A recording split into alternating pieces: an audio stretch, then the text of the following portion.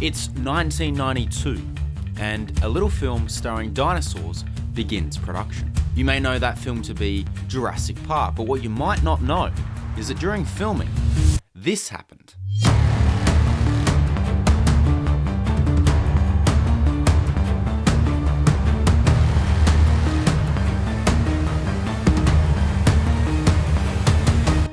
So let's go back to 1992, more specifically to August 24th, 1992, when filming on Jurassic Park began.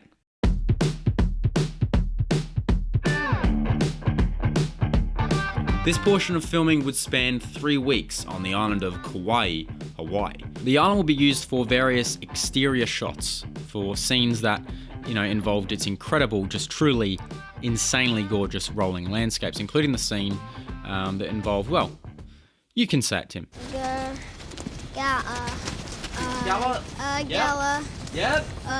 Gallimimus. Thanks, Tim. The shoot would involve 140 cast and crew members with various sets erected on location. For the most part, production moved along schedule, but unpredictable rain did prove a pretty constant issue. Not surprising though, considering Kauai is home to the top 2 wettest spots on the planet. But the cast and crew had no idea what Mother Nature had in store for them. We cut to September 9th, 1992. Hurricane Iniki forms southeast of the Hawaiian Islands. At this point, the production is nearing its conclusion, and the initial direction of the hurricane seems to be moving it away from Kauai. By the next day, the hurricane was producing winds in excess of 160 kilometers per hour. But still, the island seemed to be out of its reach at this point. Unbeknownst to the film crew and the residents of Kauai, a trough was forming northeast of the island, which is an area of low pressure. You don't need to know exactly what a trough is, only that it can dramatically affect the direction of a hurricane, which is exactly what happened. A day before production ends on September 11th, yes, September 11, the cast and crew awake to the horrifying news that Hurricane Iniki has changed course and is heading directly for them. I turned on CNN, and almost like it was a bad movie, where in a real life movie, when you turn on CNN, you should get a commercial first before the news comes on. I literally turned on to a map of the Hawaiian Islands with a huge red line around Kauai and a huge, strange icon for a hurricane pointing directly at our island. The cast and crew, along with the staff members of their hotel, moved fast, creating a makeshift bunker in the ballroom of the hotel. The weather slowly grew worse, wind speeds increased. The cast and crew waited hours as the hurricane grew closer. Spielberg spent hours with the kids of the cast and crew playing card games and telling them ghost stories, trying his best to keep their minds off the danger surrounding them. With a few hours until mandatory lockdown, Spielberg asked Steve Cundy, his cinematographer, if they should, capture some footage of the manic shoreline for Jurassic Park. They do. These are 2 of the shots that they actually took of the impending hurricane, which they may look familiar because they ended up in the final cut of Jurassic Park.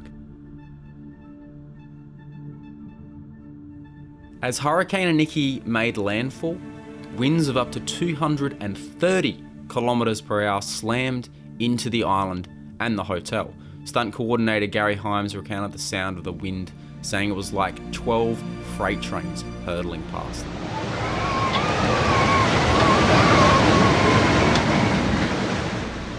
This was the most powerful hurricane to hit Kauai in over a century. The widespread popularity of camcorders at the time meant multiple hours of footage, which you're seeing now, were taken by hundreds of residents, which captured the sheer power and destruction Hurricane Iniki delivered as it tore across the island. At 6 p.m, the hurricane finally leaves the island.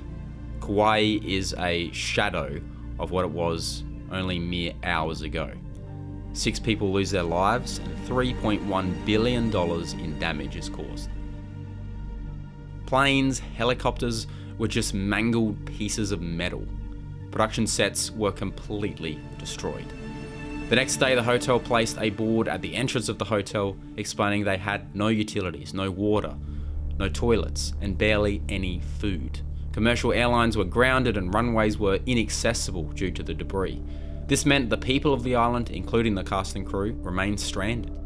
As a result, emergency services found it difficult to gain access to the island to provide support and supplies.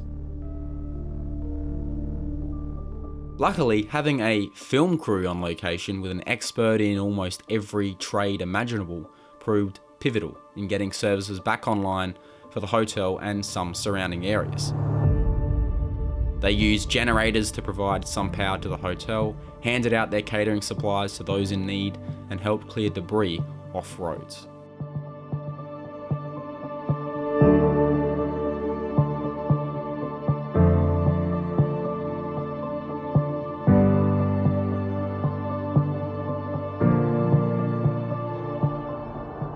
Hurricane Iniki proved to be a devastating event for those living on the island and a surreal experience for the members of the cast and crew of Jurassic Park. What seemed to just be eventuating into a close call ended up wreaking the most unimaginable destruction to the lives of thousands of people. Hurricane Iniki's destruction also changed the shape of Jurassic Park's story. Multiple sequences were cut from the film, including moments occurring on the set that led to the power station. Samuel Jackson's character was supposed to have a gruesome death scene at the hands of the raptors, but that was also cut due to that set being completely destroyed as well. It was an event that shook those involved in the production of Jurassic Park. Ariana Richardson and Joseph Mazzello, who played Lex and Tim, were only 14 and 9 at the time this went down. For 3 weeks of shooting, they were acting out an insane but fictitious series of events, and the next, they were living through their own very real ones. Fiction became reality. Roofs were lifted off of homes. Palm trees became decimated stumps of wood. Roads were covered in power lines as far as the eye could see. Buildings groaned and shifted in the wind. And Richard Attenborough slept through the whole thing.